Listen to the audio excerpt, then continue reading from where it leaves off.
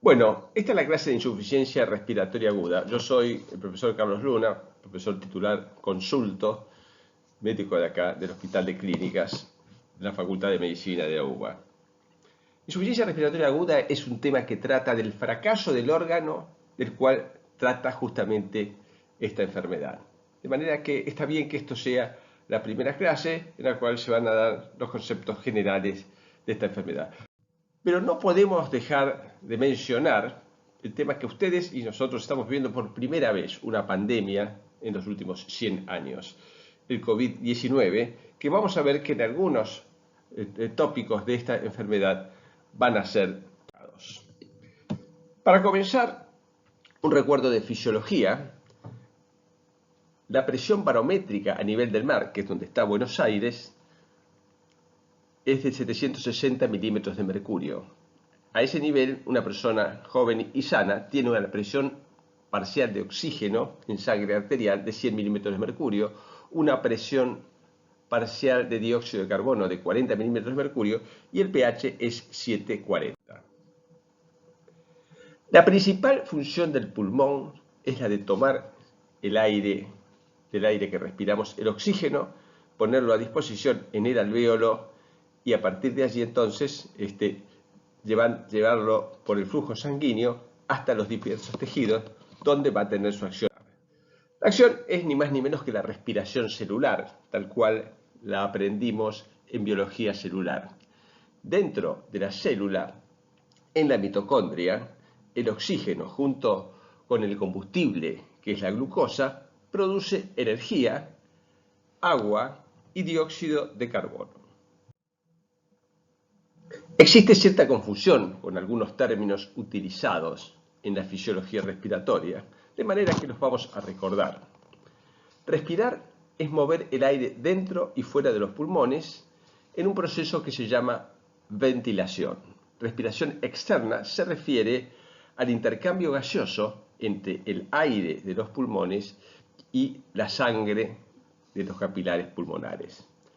Transporte de gases se refiere al transporte del oxígeno desde el pulmón hacia las células y también el del dióxido de carbono desde las células hasta el pulmón para ser eliminado.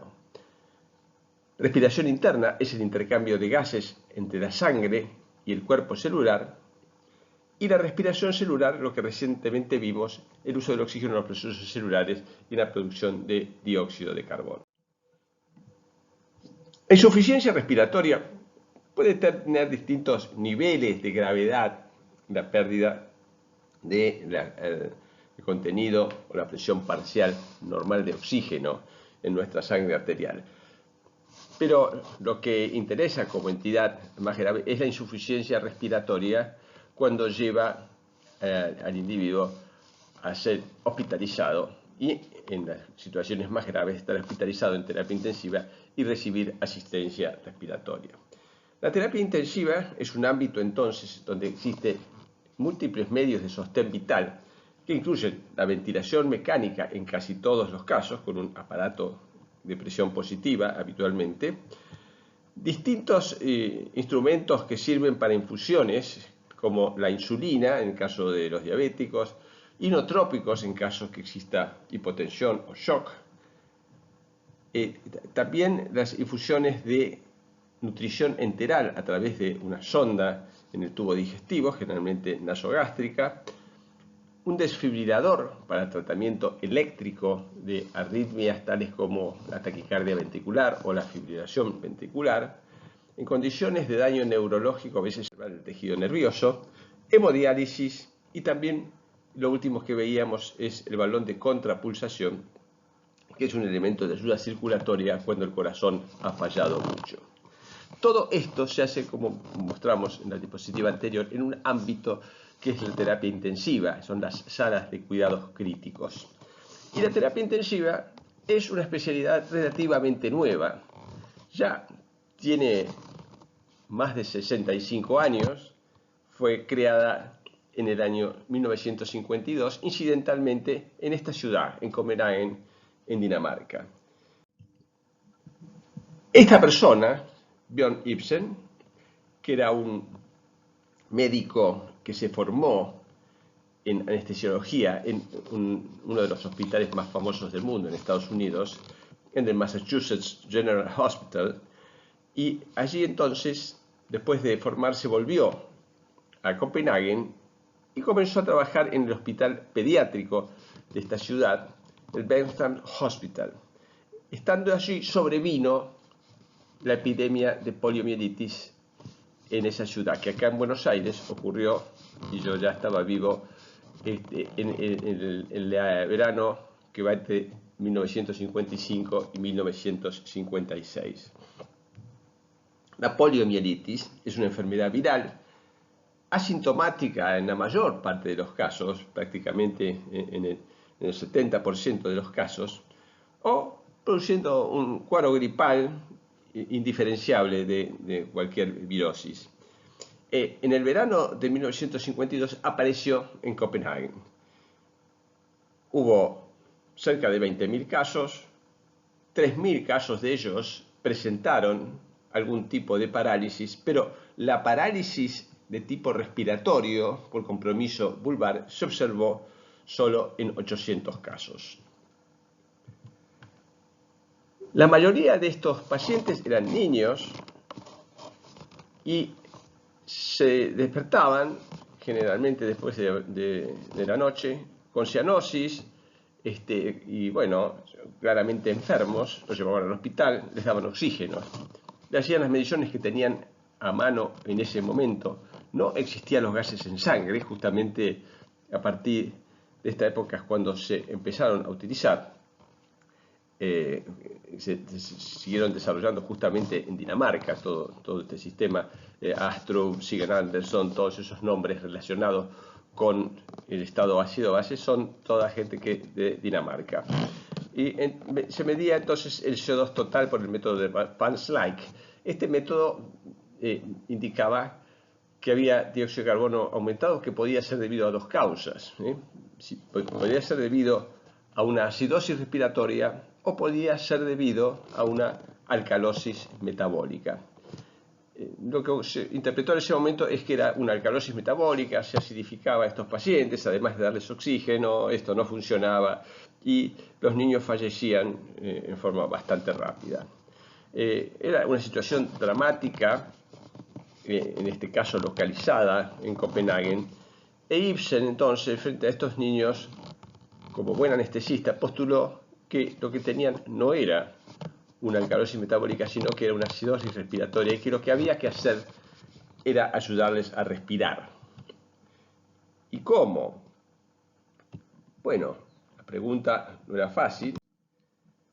Acá están más o menos en rojo los enfermos que se calcula que hubo de poliomielitis, un poco más del 10%, un 15% aproximadamente, tenían alguna forma paralítica, pero la parálisis respiratoria se presentó solo en un 5% de los casos. La respiración normal, sabemos que es un proceso que puede ser involuntario, o nosotros no tenemos noción del acto de respirar, y que se produce por la contracción del músculo diafragma y otros músculos accesorios eventualmente, que lo que produce es una presión negativa intratorácica de pocos centímetros de agua, que con eso alcanza a introducir el aire desde la atmósfera hasta nuestros pulmones. Es decir, es una inspiración por presión negativa que además tiene un efecto secundario de tipo hemodinámico que genera un aumento en el retorno venoso por esa propia presión que aspira también la sangre a la cavidad torácica. Lo que planteaba este médico Ibsen era, en estos casos debíamos hacer en forma forzada la respiración, hacerla a presión positiva, suponiendo entonces que uno infunde, consigue la forma de poner algún instrumento en contacto con la vía aérea superior y a través de él inyectar aire. Esto es una forma claramente antifisiológica de respirar, que consiste en una inspiración a presión positiva, lo cual produce una disminución del retorno venoso y como técnica antifisiológica y con la generación de variables grados de presión y distensión también variable de los alvéolos, esto se descubrió mucho más recientemente que es un promotor también de un grado de agresión alveolar, por lo cual hay que tener cuidado con cómo se utiliza. ¿Cómo pensaba Ibsen que podía uno ayudar a la respiración a estos niños? De nuevo, era un anestesista. El anestesista, cuando está induciendo la anestesia de un paciente que se va a intervenir, utiliza estas bolsas de anestesia o bolsas de ambú, generalmente con una máscara anestésica, que es una cosa que se utiliza solo en forma transitoria cuando se lo está induciendo o se le está dando relajantes musculares. Entonces ayuda un poquitito a la ventilación, pero eso, cuando el paciente va a estar profundamente anestesiado, es reemplazado rápidamente por un tubo endotraqueal, cosa que en esa época no existía. Y entonces tenía la forma de bombear el aire dentro de los pulmones, respiración, por supuesto, pasiva. La forma que encontró de poder acceder a la vía aérea es a través de una traqueostomía, que es una intervención quirúrgica que se practica en algunos casos de cáncer de laringe en la actualidad. Antes se podía utilizar también en el croup diftérico, cuando esta infección producía pseudomembranas que podían obstruir la glotis y producir un problema respiratorio muy grave. De esta manera, entonces, inyectando el aire, se pretendía llegar a los pulmones, con el inconveniente que, si bien los pulmones son bastante distensibles, la resistencia que tienen obviamente es mucho mayor que la salida del aire hacia arriba, hacia la vía aérea superior. Entonces, esto es un doble inconveniente. En primer lugar, no permitía calcular más o menos la ventilación que uno estaba administrando a los pulmones, y en segundo lugar, la salida del aire hacia afuera y por ende la comunicación entre la vía aérea superior y la vía aerodigestiva superior y la vía aérea inferior, con los riesgos de aspiraciones de secreciones o incluso aspiraciones de contenido del estómago que pudiera ascender por una regurgitación o un vómito. De manera que había que tratar de evitar esa fuga, y el mismo Ibsen también entonces adosó un manguito no tan sofisticado como es este, pero algo que tienen todos los tubos de traqueostomía que se usan para ventilación mecánica aún hoy en día, que es ese manguito que se infla con una presión más bien discreta de aire, lo suficiente como para bloquear la fuga de aire hacia afuera y por ende también intentando evitar que venga material del vía aérea superior. De esta manera, entonces, se armaron equipos de 3, en principio médicos pediatras, después de distintas especialidades, enfermeras, estudiantes de medicina, y el número de pacientes fue tan grande que tuvieron que recurrir finalmente a estudiantes de odontología como hecho anecdótico. Pero estos equipos de 3 personas, que siempre eran los que atendían a la misma persona, se ocupaban de mantener la ventilación, digamos, en este caso, por vía manual, y con esto sobrevivieron. Y posteriormente, bueno, la historia fue muy diferente para unos y otros, pero anecdóticamente, acá en Argentina, en el Instituto María Ferrer y en otros lugares, existieron los lugares de asistencia respiratoria mecánica crónica, que en general se hacía con pulmotores, que es otra cosa, es un pulmón de acero, pero digo que hay gente que vivió 50, 60 y más años en esas condiciones. Cuando terminó el verano, la epidemia de poliomielitis de Copenhague desapareció y reapareció al año siguiente cerca de Copenhague, en Estocolmo, Suecia, también en el verano. En ese caso, los suecos, que evidentemente habían prestado mucha atención a lo que había ocurrido cerca, ya habían desarrollado el primer respirador a presión positiva mecánico, el respirador de Engström.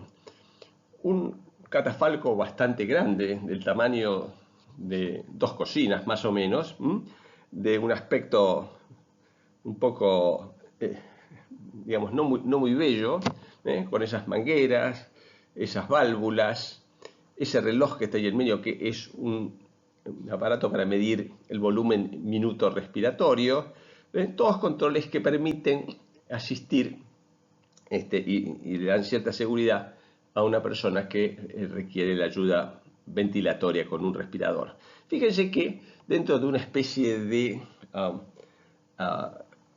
cilindro, probablemente de vidrio, existe una bolsa, parece un globo, que por allí se ingresaba el aire y con presión generada también por un gas por afuera, se lo comprimía y era, digamos, directamente una especie de imitación de lo que manualmente se podía hacer con la bolsa de anestesia. El diagnóstico de insuficiencia respiratoria es hipoxemia debida a una enfermedad respiratoria.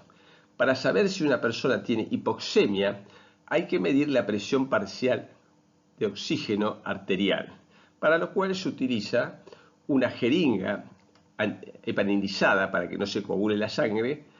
Se extrae la sangre que una vez que uno punza una arteria sale sola en forma pulsátil, y esta misma sangre entonces es luego sometida al análisis de presión parcial de oxígeno, dióxido de carbono y pH con distintos electrodos en un aparato que ya tiene en cuanto a su concepto hace muchos años, pero los actuales son con microprocesadores. Uno pone la jeringa, ya la sangre es aspirada sola. En pocos segundos tenemos el valor del pH, la PSO2 tarda un poquito más y alrededor de un minuto tenemos esos tres valores.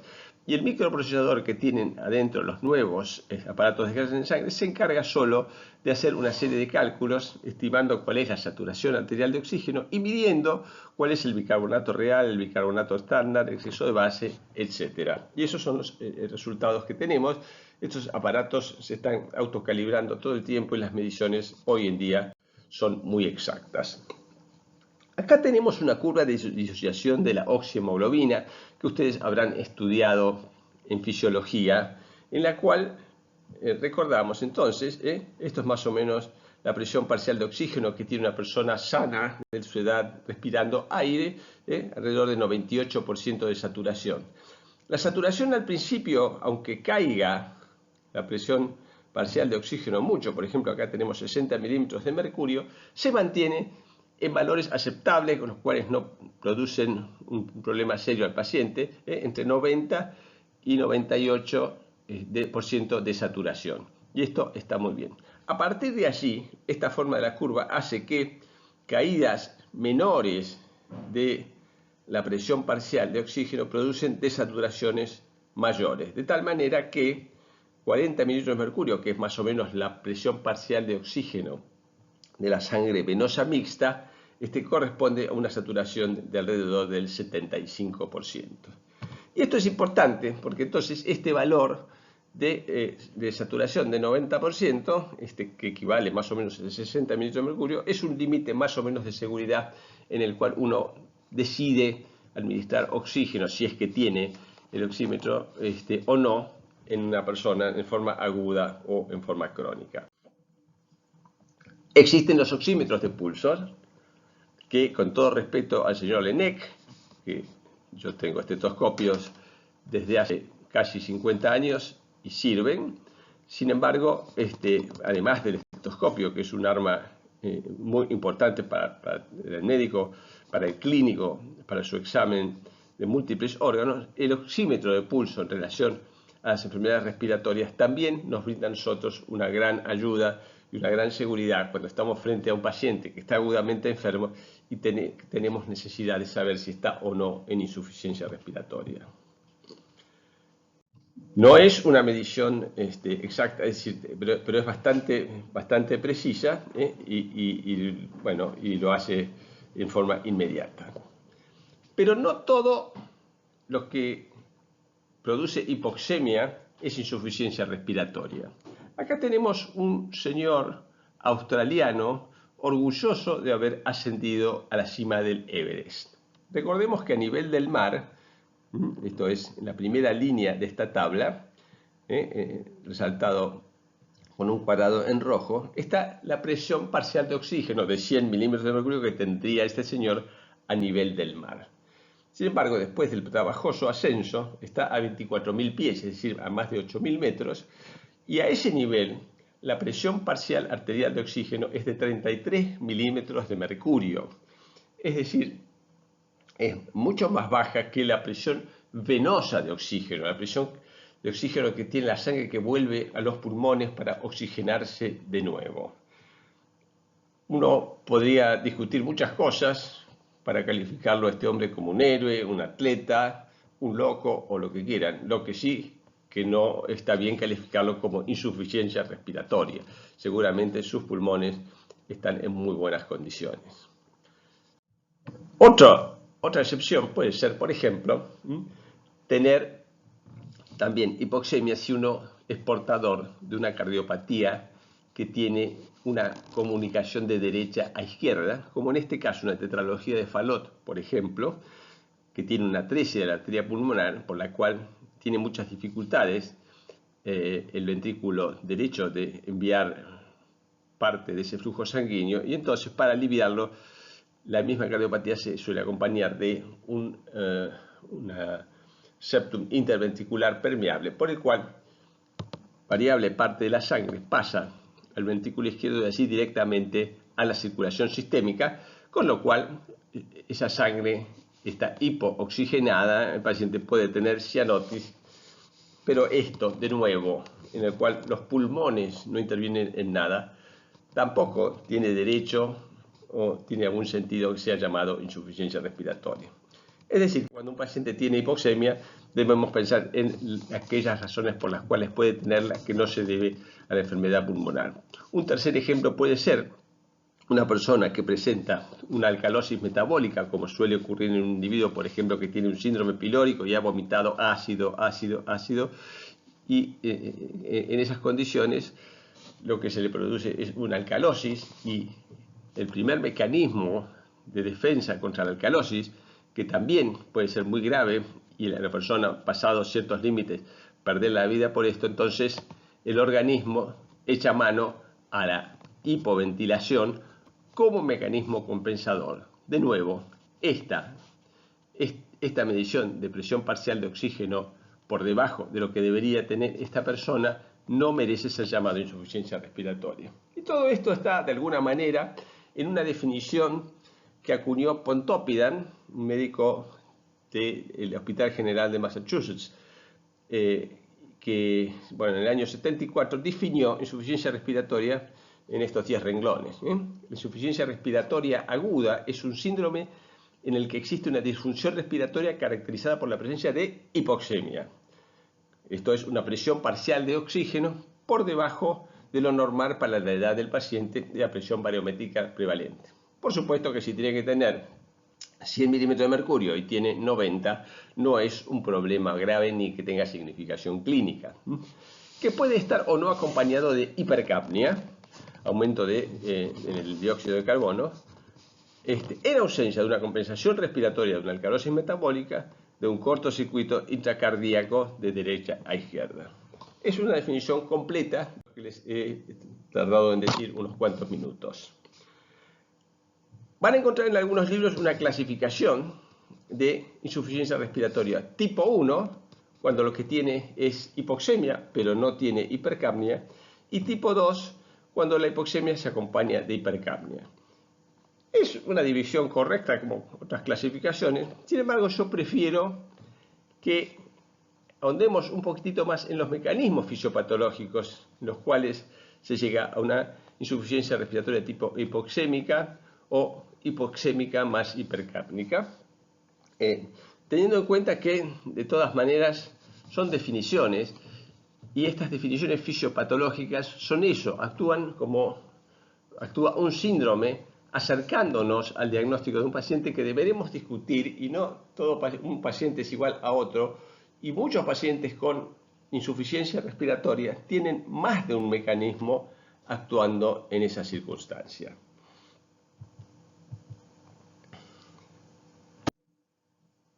Un repaso muy rápido por lo que es la estructura del pulmón donde se produce esta enfermedad, la insuficiencia respiratoria.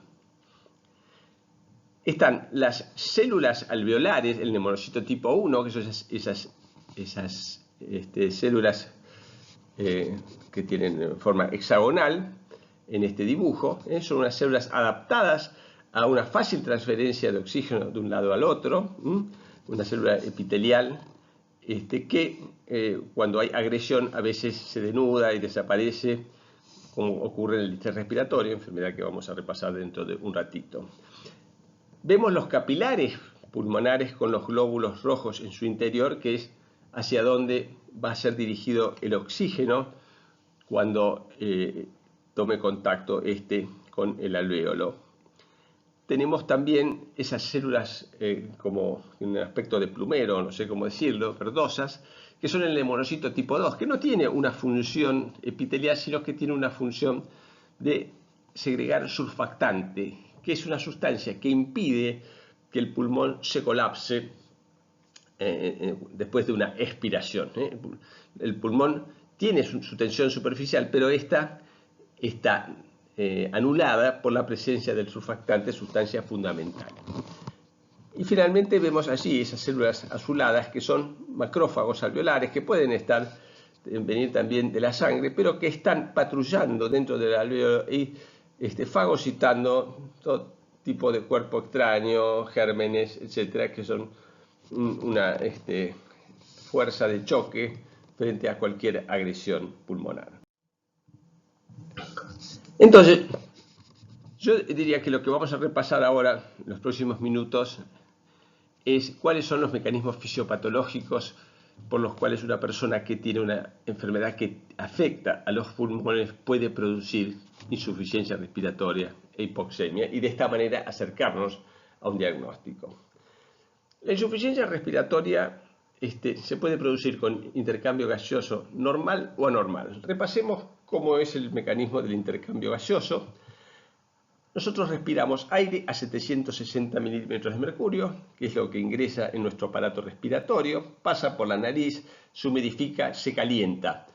Ese aire entonces empieza a ser saturado con un gas que no estaba tenido en cuenta, que a veces existe en la atmósfera, pero no sabemos en cuánto, pero una vez que pasó a 37 grados por la nariz, ese gas mide más o menos 47 milímetros de mercurio. Entonces, con una presión barométrica de 760, si le restamos ese vapor de agua, nos quedan 713 milímetros de mercurio donde van a estar distribuidos los gases respirados. De ellos el 80% es nitrógeno, el resto es oxígeno, es decir, el 21% es oxígeno. Y el 21% de 713, les ahorro la cuenta, es 150 milímetros de mercurio. Eso, inexorablemente, cualquiera de nosotros, si las condiciones de presión barométrica son las que esas, vamos a tener todos entrando por nuestra nariz, llegando, digamos, a nuestros pulmones, 150 milímetros de mercurio de oxígeno. Cuando ese aire llega al alvéolo, allí sí que se encuentra con un gas nuevo que prácticamente no está en la atmósfera, que es el dióxido de carbono. ¿Cuánto? Bueno, podemos calcularlo en condiciones de reposo, en una persona acostada, de 1,70 m de estatura. Lo que va a encontrar es una presión parcial que es igual a la presión parcial de dióxido de carbono en la sangre arterial multiplicado por 1,25, o lo que es lo mismo, dividido por 0,8. Para hacerla fácil, normalmente 40 milímetros de mercurio es la PCO2, como decíamos al principio, dividido 0,8 es igual a 50. Entonces, esa PCO2 equivale a 50 dentro del alvéolo y por ende debemos restárselo a la presión arterial de oxígeno que llega al alvéolo, y el resultante será que la cantidad final, la presión parcial final de oxígeno que tendremos en el alvéolo va a ser de 100 milímetros de mercurio.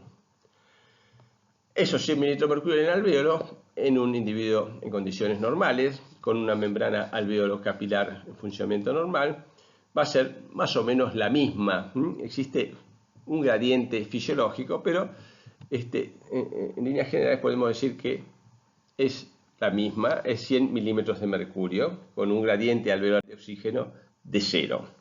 La otra condición fisiológica, que en principio uno piensa que es así, pero les voy a dar un ejemplo por el cual verán que no necesariamente es así. De nuevo, en un individuo promedio 1,70 m de superficie corporal, en reposo, la ventilación alveolar, es decir, lo que respiramos, restándole el espacio muerto, lo que va al alveolo, son 4 litros por minuto. Y la cantidad de sangre que pasa por los pulmones es igual al volumen minuto cardíaco, que son 5 litros por minuto. Es decir, que la relación ventilación-perfusión es 0,8, o dicho de otra manera, es 4:5. Esto debe mantenerse lo mejor posible en todas las áreas, lobulillos, segmentos, lóbulos, pulmones, etcétera, para que la fisiología respiratoria funcione normalmente. Bueno, uno dice, bueno, si uno tiene 5 litros, sí, puede ser que esté distribuido así, pero digo, puede ser que una persona tenga una obstrucción en una arteria pulmonar y entonces tenga ventilación normal en ese pulmón, pero perfusión 0, y del otro lado tenga un tumor que obstruye el bronquio fuente, no tiene ventilación, pero perfunde también. Y como, bueno, uno y otro no funcionan para una cosa, va a tener 5 litros de volumen minuto y 4 litros de ventilación, y esa persona no puede vivir más de 3 minutos. Sin embargo, la relación ventilación-perfusión en general está normal, pero en las determinadas áreas del pulmón, en la mitad está con ventilación nada más y en la mitad con perfusión. Relación general me da eso, pero este tipo de gráficos que viene del fisiólogo West indica que las distintas áreas del pulmón tienen distintas relaciones ventilación-perfusión, pero la mayor parte de ellas tiene una relación ventilación-perfusión de 4:5 o de 0,8 en reposo. Insuficiencia respiratoria. Entonces, vamos a ver que una de las causas, la primera que voy a explicar rápidamente, es la hipoventilación alveolar. Allí lo que ocurre es que la ventilación no es de 4 litros por minuto, y vamos a poner un ejemplo fácil de calcular, es de 2 litros por minuto. Entonces, si entra menos aire, digamos, entra también una cantidad de oxígeno normal, pero se encuentra con una cantidad de dióxido de carbono que va a ser el doble. Y esto entonces va a ser lo que va a producir una disminución de la cantidad de oxígeno que termina estando en el capilar. Achicamos el alvéolo para hacer más fácil la flechita chiquita, entra poco oxígeno porque se ventila poco, pero sobre todo hay el doble de dióxido de carbono, que si decíamos que había 40 en los gases en sangre, va a haber 80, y por la ecuación esta que habíamos comentado también, entonces eso va a equivaler a 100 milímetros de mercurio en el alvéolo. Con lo cual, cuando se le resta esa PSO2, el oxígeno del aire alveolar va a tener 50 milímetros de mercurio. Esos 50 milímetros de mercurio, si no existe acompañamiento a este mecanismo fisiopatológico de la hipoxemia en este paciente, se va a reflejar en 50 milímetros de mercurio de PO2 capilar o arterial, que es lo mismo en este caso. Con lo cual, el gradiente arterial de oxígeno es perfecto. Hay un intercambio gaseoso normal. Ah, qué bien. No, qué bien, nada, porque este paciente, como consecuencia de esta hipoventilación, va a tener una acidosis respiratoria, va a tener hipercapnia y va a tener insuficiencia respiratoria porque va a tener hipoxemia. Y existen otros 3 mecanismos que reconocemos y enseñamos a los alumnos fisiopatológicos de la hipoxemia y la insuficiencia respiratoria, que incluyen 3 patrones distintos, pero que los 3 son iguales. Nosotros calculamos que la PO2 alveolar es de 100, pero por ejemplo la PO2 arterial es de 50. Y la explicación es que hay otra circunstancia que hace que esto no ocurra, y eso es una anomalía en el intercambio gaseoso. No se intercambia como debería hacerlo, con lo cual hay un gradiente alvéolo arterial, una diferencia importante entre la presión alveolar y arterial del oxígeno. Acá vemos un gradiente de 50.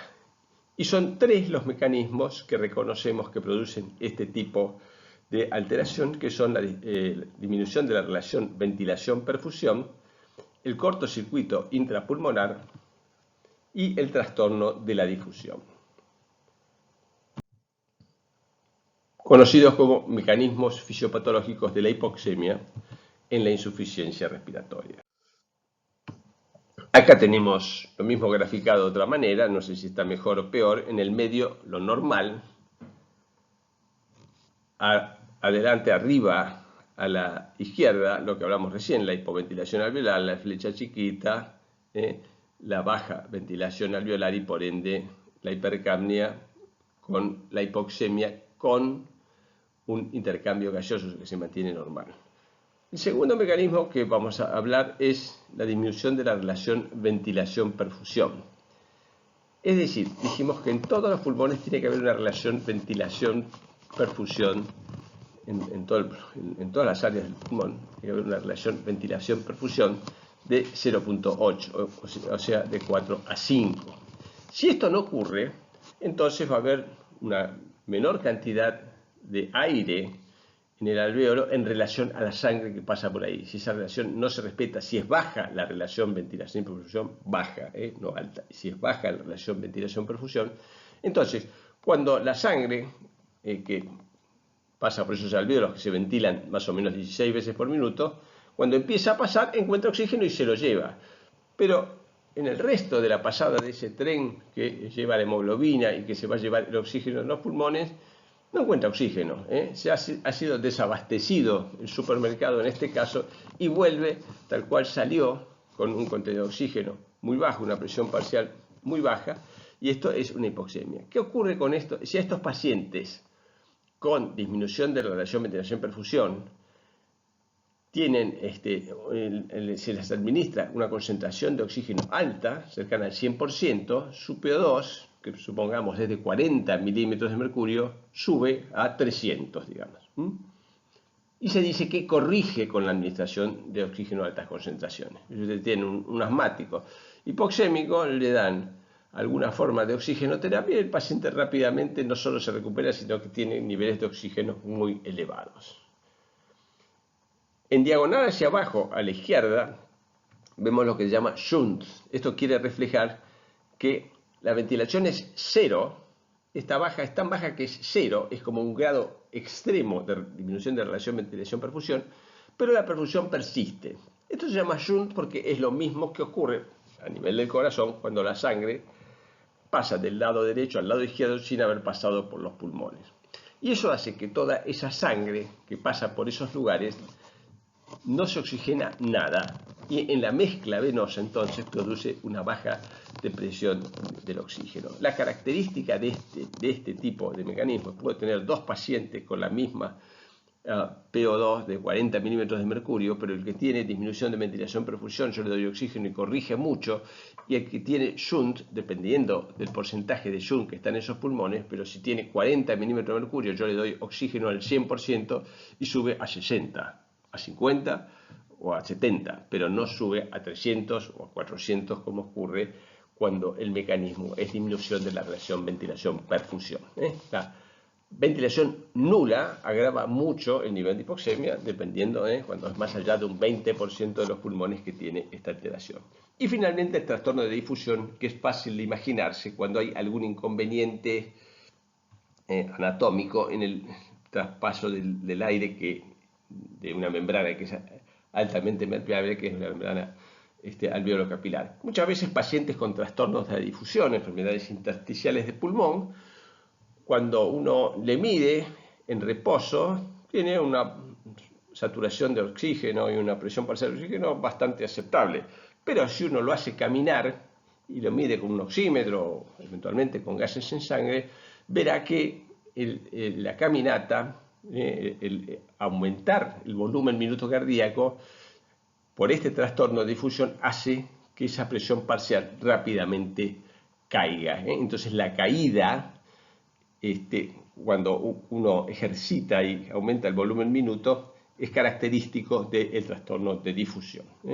Estos son 3 o 4 tips que les he dado para diferenciar cada uno de estos mecanismos.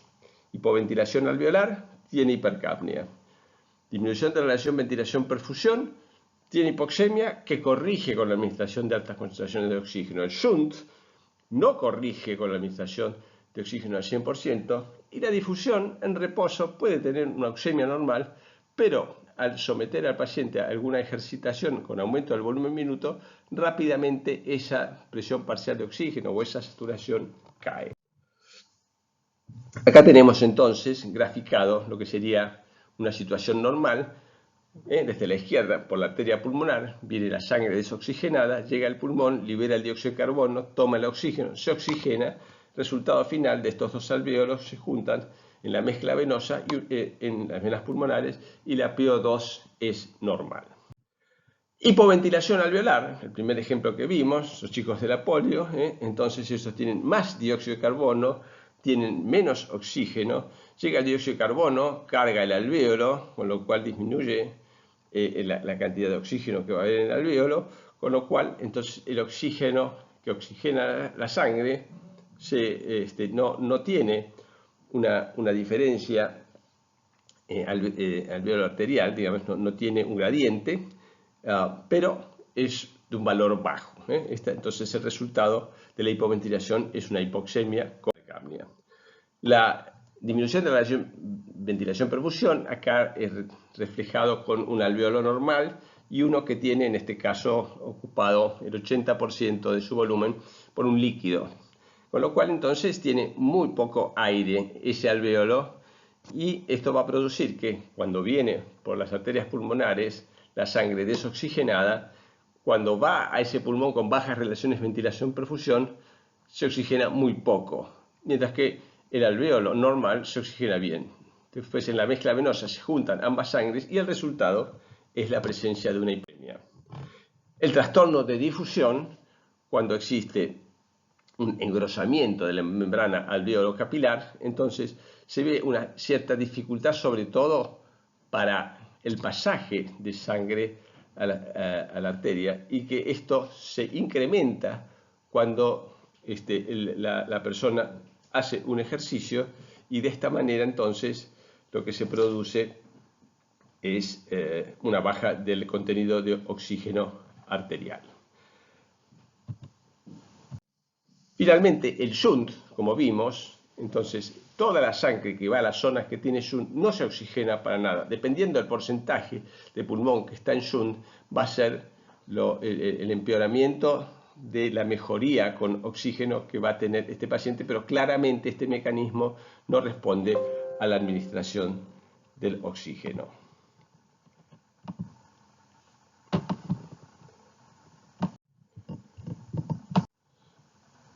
Bueno, pasamos a hacer un repaso de causas de insuficiencia respiratoria. Es una lista cualquiera, pero bueno, es bastante amplia en cuanto a lugares donde puede estar el problema para que ocurra la insuficiencia respiratoria. Puede haber problemas en el sistema nervioso central, en el tórax, en la médula, problemas cardiovasculares, en el acople neuromuscular, en las vías aéreas superiores, en los alvéolos y en las vías aéreas inferiores. Acá mostramos en rojo en las causas que pueden producir el mecanismo de hipoventilación alveolar. Esto puede ser un problema en el sistema nervioso central, en el acople neuromuscular, en la médula, todo produciendo un problema entonces de tipo neuromuscular, para ponerlo todo junto, como problemas muy graves como puede ser la poliomielitis, ya habíamos mencionado, como pueden ser el síndrome de Guillain-Barré, como pueden ser otros problemas neurológicos en el acople neuromuscular, también problemas en el tórax que hagan que no puede movilizarse normalmente el tórax, como una obesidad extrema, una cifoescoliosis, o alteraciones como fracturas costales o un tórax con una distrofia muscular, etc. Un neumotórax hipertensivo, todo esto que evita que el movimiento normal ocurra y por ende te puede producir hipoventilación alveolar. Finalmente, trastornos en vías aéreas superiores como una obstrucción brusca por una epiglotitis o una parálisis de cuerdas vocales que también evita la entrada normal del aire. Muchos lugares pareciera que es muy importante este mecanismo, sin embargo no es tan importante, no es tan frecuente, sino que hay muchos lugares donde puede estar localizado el problema para que produzca una ventilación por minuto menor a la normal, es decir, menor a 4 litros de ventilación alveolar por minuto. Acá sí vemos las causas de insuficiencia respiratoria por el mecanismo de disminución de la relación ventilación-perfusión en azul. Puede estar localizado, generalmente es por excelencia la causa más común de insuficiencia respiratoria y la causa más común, lejos de insuficiencia respiratoria, de causa respiratoria, de problemas respiratorios, como exacerbación de asma, exacerbación de POC, bronquitis, bronquiolitis, neumonías, etc.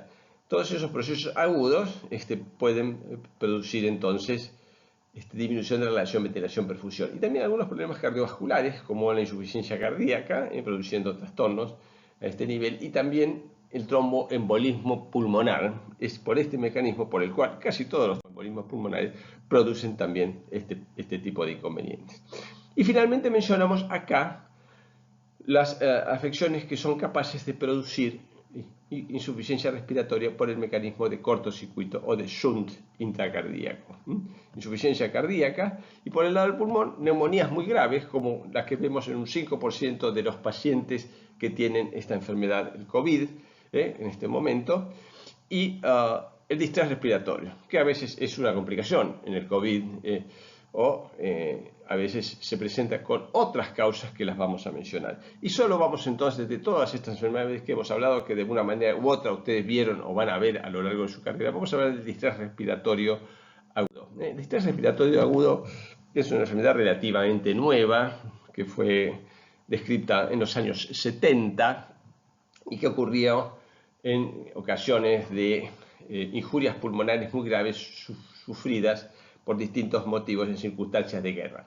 En esa época los norteamericanos, con un gran complejo de culpa por su invasión o su participación en la guerra de Vietnam, entonces cuando en el campo de batalla sufrían injurias múltiples que comprometían de una manera u otra el aparato respiratorio de estos pacientes, los llevaban rápidamente en un helicóptero a un hospital de campaña y en pocos minutos el paciente estaba siendo sometido a resucitación, a una terapia intensiva, con infusiones de transfusiones masivas de sangre de banco, se chocaban, tenían infecciones en distintos lugares, sufrían amputaciones y otro tipo de intervenciones debidas a todas esto, a la herida de guerra, y recibían, también aspiraban o bien estaban en contacto con fuego, con explosiones o con humo, que también esto afectaba directamente la vía respiratoria. Y así todo, el bueno de John,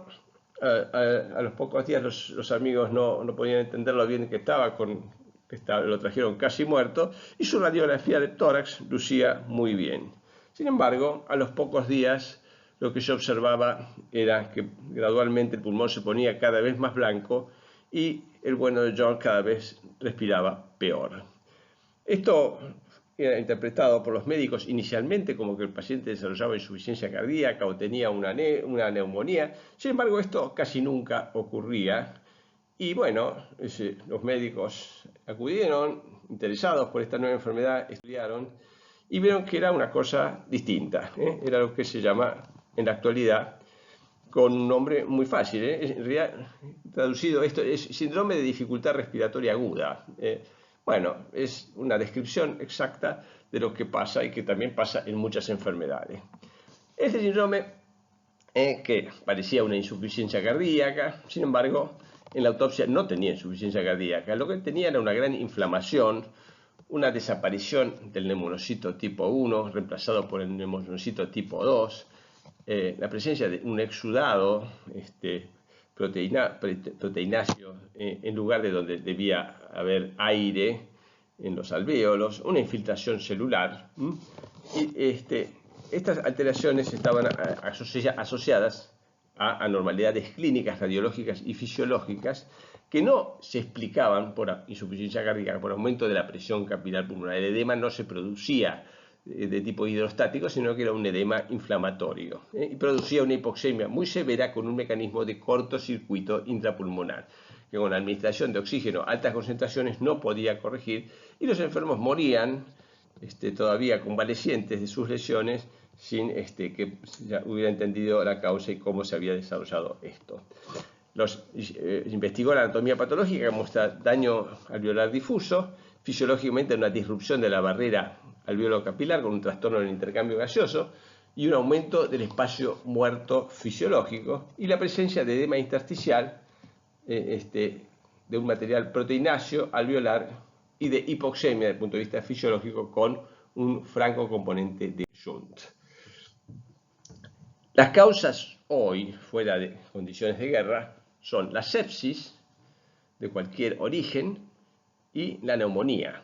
Por ejemplo, en este momento, una causa muy importante en el mundo es el COVID-19, que en un 5% de los casos esa neumonía evoluciona hacia un distrés respiratorio que obliga a asistencia respiratoria mecánica. Ustedes todos están escuchando que todo el mundo quiere tener respiradores para atender en esta pandemia a ese 5% de personas con distrés respiratorio.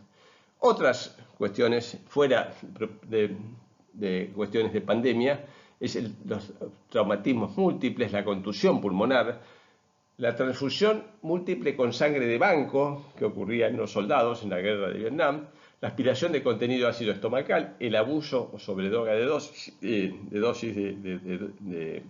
generalmente de drogas ilícitas, la pancreatitis y la cirugía cardíaca con circulación extracorpórea. Se utilizan muchos litros de sangre de banco habitualmente. Cuando dura mucho la cirugía, que va al corazón pulmón artificial, se deshace un poco esta sangre y eso termina produciendo sustancias que en circulación en los pacientes que tienen un tiempo de bomba muy largo pueden producir un respiratorio también. En imágenes, lo que está arriba a la izquierda es un pulmón normal con el aire en los alvéolos, los espacios claros, y después vemos la célula alveolar y entre medio de ello en algunos lugares se ven algunos glóbulos rojos que es la sangre. Esto es lo normal. A la derecha, una cosa que parece un hígado, no, es un pulmón pesado, edematizado, lleno de agua, que se para sobre la mesa de autopsia.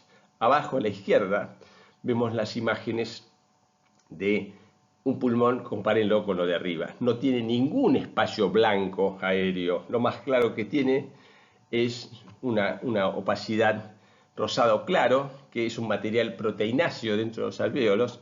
Rodeando esas zonas vemos como un límite más o menos grueso de un color, digamos, violáceo más oscuro, que son la formación de membranas hialinas, y también vemos una serie de puntos de colores oscuros, que es una infiltración celular inflamatoria.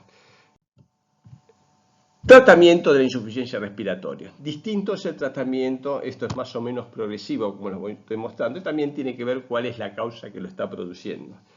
Pero someramente, si al paciente lo que le falta es oxígeno, lo primero que vamos a darle en una emergencia es oxígeno, salvo que esté en condiciones extremas, esté muriendo y tengamos que directamente hacer una intubación o un procedimiento muy avanzado.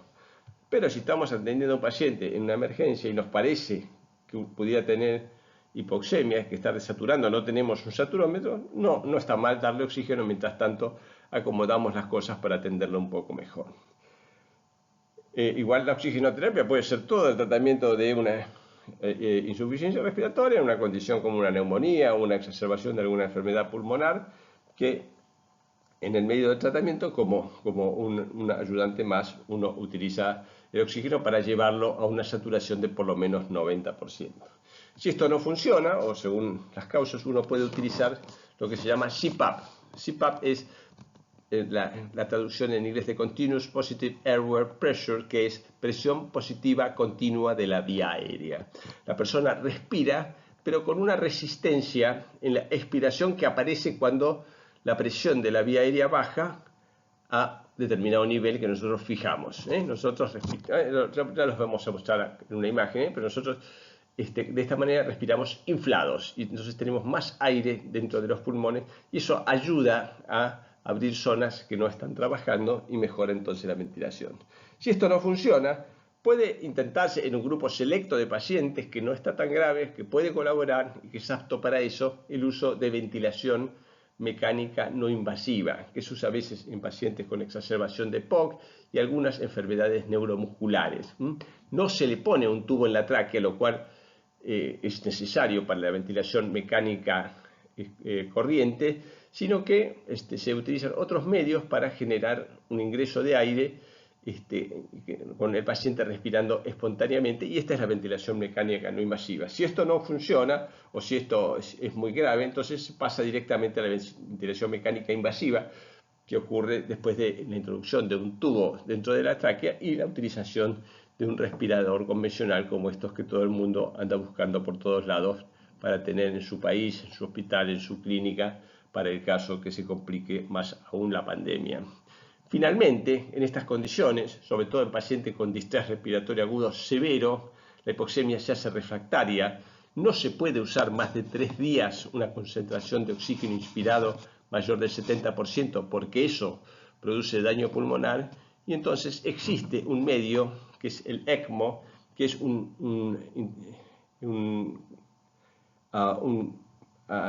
forma de administrar oxígeno, un oxigenador extracorpóreo que tiene un sistema más o menos simple de oxigenar la sangre y devolverla al individuo de tal manera de poner en reposo al pulmón y funcionar así mientras se repara, se cura la enfermedad de base que tiene el paciente. Acá tenemos entonces la oxigenoterapia, que se puede administrar con una mascarilla, que puede tener un dispositivo, en este caso hay a la izquierda de color azul, un dispositivo de Venturi, que nos permite saber la fracción inspirada que le damos, o la bigotera. Ambos tenemos que usarlos con un rotámetro, es decir, con un flujo de oxígeno que generalmente no es mayor de 4 litros y a veces con 2 litros alcanza para obtener una oxigenación normal. Un paciente que tiene una exacerbación de su asma, por ejemplo, o una infección respiratoria aguda no tan seria, y bueno, de esta manera se lo soluciona. Acá tenemos cómo funciona el mecanismo de CPAP, de respiración espontánea, generando una presión de tal manera que nunca se desinflen de todos los pulmones. Esto también se utiliza en la ventilación mecánica invasiva o no invasiva, generando entonces con el respirador una presión de fin de expiración de tal manera que los pulmones permanezcan más inflados. Más o menos esto sería así. Normalmente al final de la expiración, respirando espontáneamente o con un respirador, tenemos 0 de diferencia de presión entre la vía aérea y la atmósfera. Cuando el paciente inspira y se infla, entonces si le dijimos, bueno, ahora le ponemos una forma de medición, aguante el aire allí, ¿y cuánto tiene de presión? 10 centímetros de agua. O en el respirador lo inflamos, dejamos inflado, no dejamos que salga el aire, medimos la presión de la vía aérea y es 10 centímetros de agua, de CPAP o de PIP. Positive and Expiratory Pressure, todas siglas en inglés para no andar con doble sigla, usamos todo el tiempo.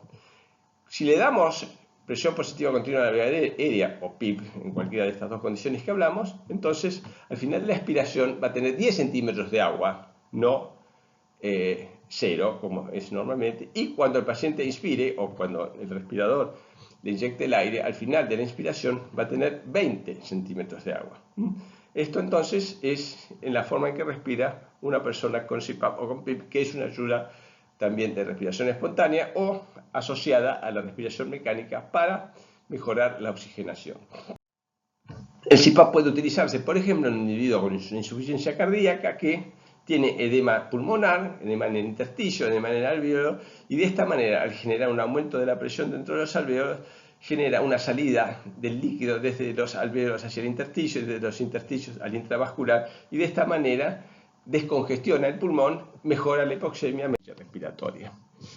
Lo que vemos acá son distintos dispositivos para ventilación mecánica no invasiva que también pueden utilizarse por CPAP. La gran ventaja de la ventilación mecánica no invasiva es que evita la intubación traqueal, que es causa de muchas de las complicaciones de la ventilación mecánica. El inconveniente es que no sirve para todos los pacientes. El paciente tiene que estar lúcido y colaborador y no tiene que estar muy grave. Iniciar ventilación no invasiva en pacientes muy graves es peor, porque con más frecuencia se complican y con más frecuencias tienen un mal pronóstico. Lo que ven abajo a la derecha, digamos, con una forma curiosa, es algo que se ha usado en Italia con tantos casos de COVID que ha visto, de tal manera que ha colapsado el sistema médico, y se usaron estas escafandras de ventilación no invasiva en algunos pacientes que aún tenían indicación de una ventilación invasiva. Probablemente, digamos, esto sirvió en algunos, pero también la falta de aparataje para tratar adecuadamente a todos los pacientes debe haber sido una de las causas por las cuales la mortalidad del COVID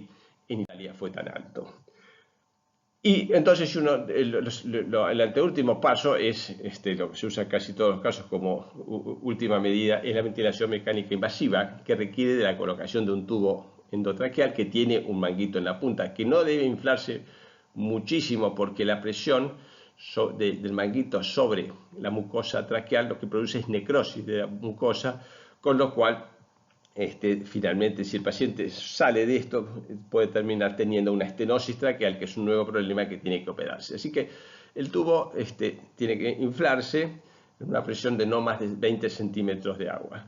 Se lo intuba con un laringoscopio, lo hace generalmente un anestesista o alguna persona que ya tiene una habilidad de hacerlo. Muchos intensivistas tienen que hacerlo en sus pacientes y saben entonces cómo hacerlo. Finalmente el tubo queda localizado a unos 2 centímetros de la carina y esta es la condición en la cual se lo fija y permanece ventilado, evitando que se introduzca en alguno de los bronquios fuentes, que eso genera un problema, incluyendo la telectasia del pulmón, que no es intubado de esta manera. Por eso está por arriba de la carina.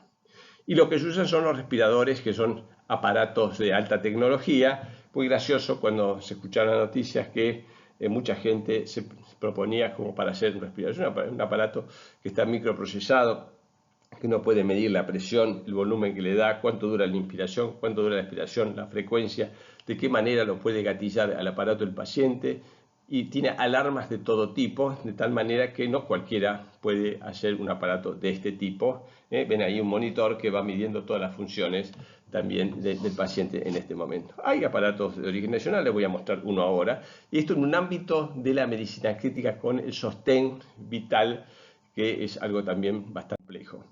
Este es un aparato nacional de hace unos 15 años. Vemos todos los controles que les he dicho, los cuales uno puede hacer variar desde la fracción inspirada de oxígeno, la presión pico que va a utilizar, mecanismos protectores de no darle demasiada presión porque pueden producir algunas complicaciones.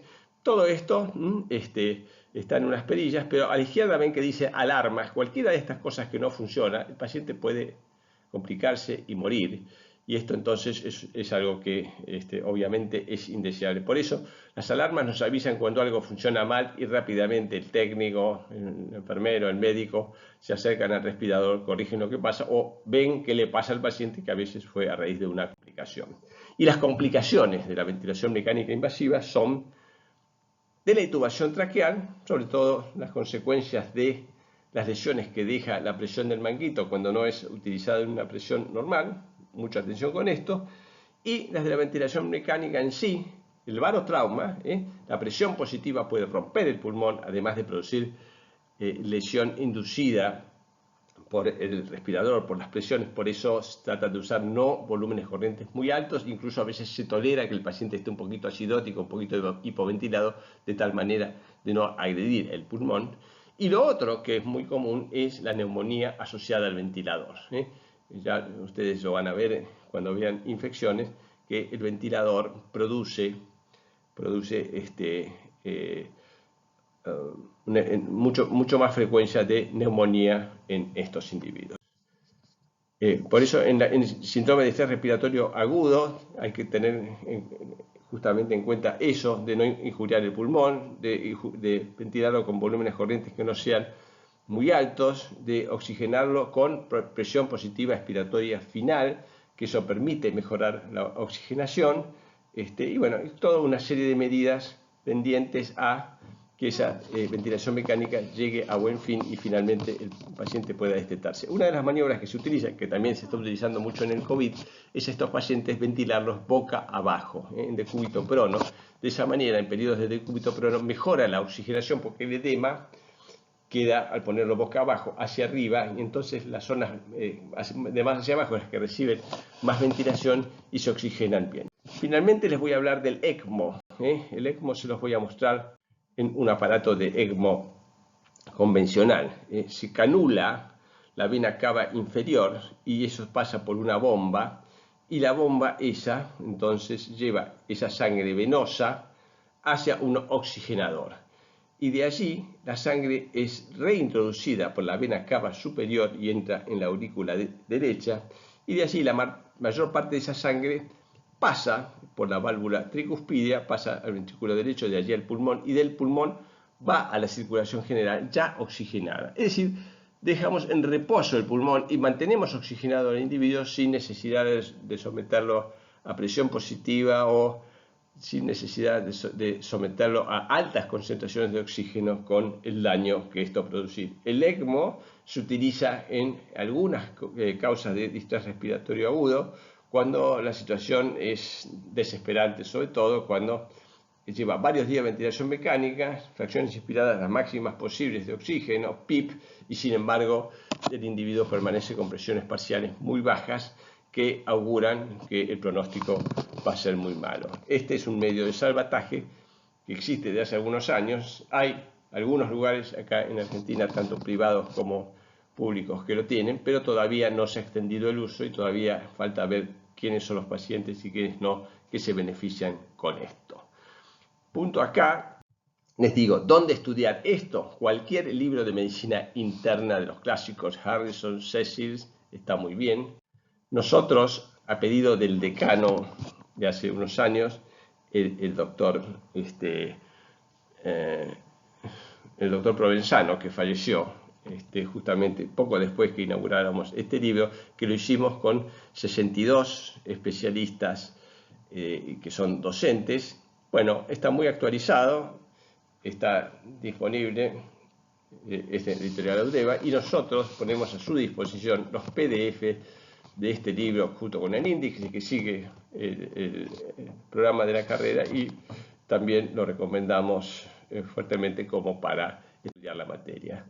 Muchas gracias por su atención.